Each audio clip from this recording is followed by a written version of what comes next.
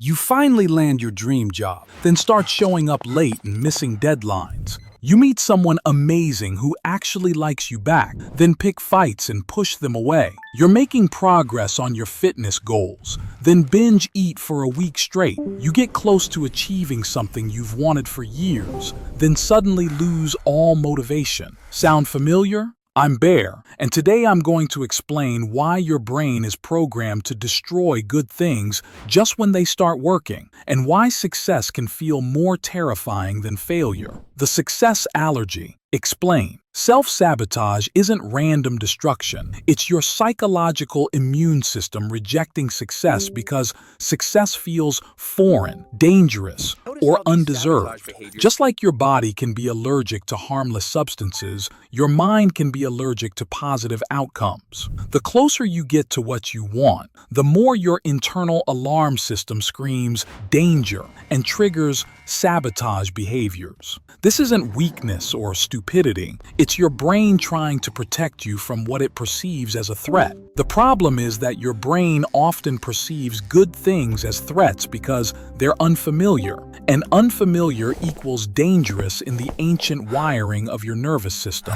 The comfort zone prison. Your comfort zone isn't actually comfortable, it's just familiar.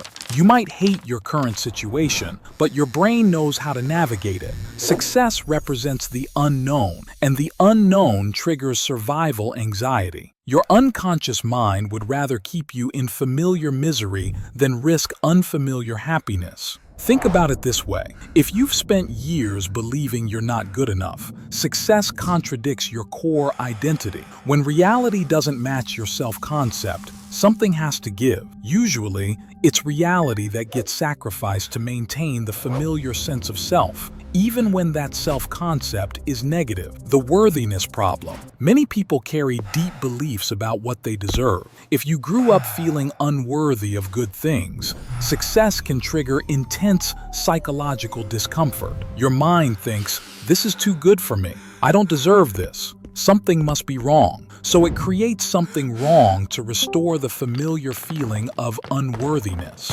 This unworthiness often comes from childhood messages.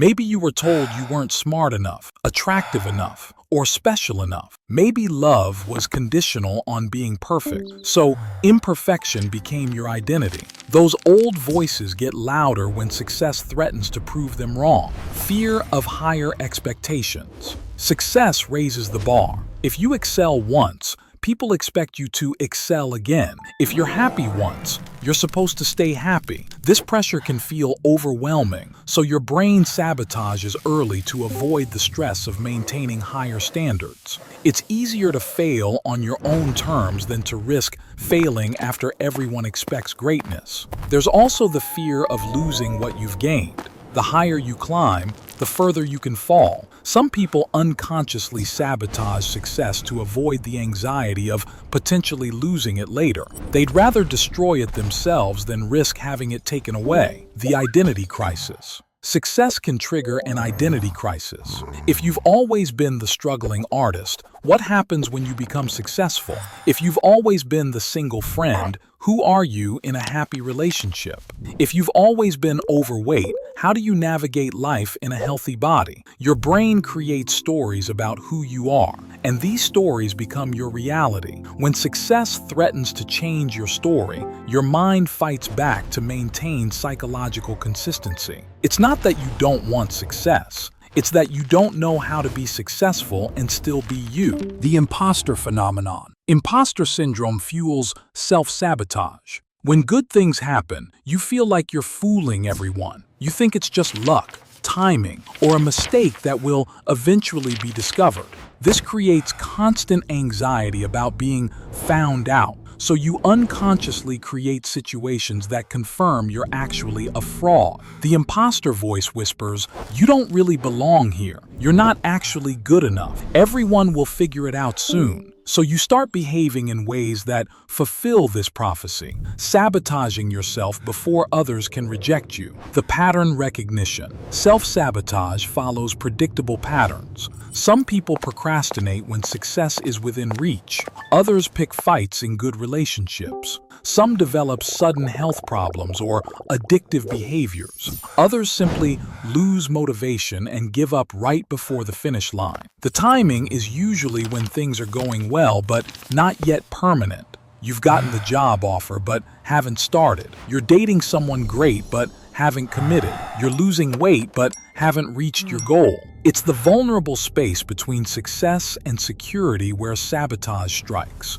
Breaking the pattern. Breaking self-sabotage starts with awareness. Notice when you start undermining yourself. Look for patterns in timing, situations, and behaviors. The key is catching yourself before the sabotage happens, not after you've already blown things up. When you feel the urge to sabotage, pause and ask, what am I afraid of right now? What story am I telling myself about this success? What would happen if I actually allowed this good thing to continue? Often, naming the fear reduces its power. Rewriting your worth. Challenge your beliefs about what you deserve. You don't have to earn the right to be happy, successful, or loved. These aren't privileges reserved for special people. They're natural parts of human experience that you're allowed to enjoy. Start practicing success in small doses. Let good things happen without immediately finding reasons why they shouldn't. Build your tolerance for positive experiences gradually. Bear's final word. Self-sabotage isn't evidence that you don't want success.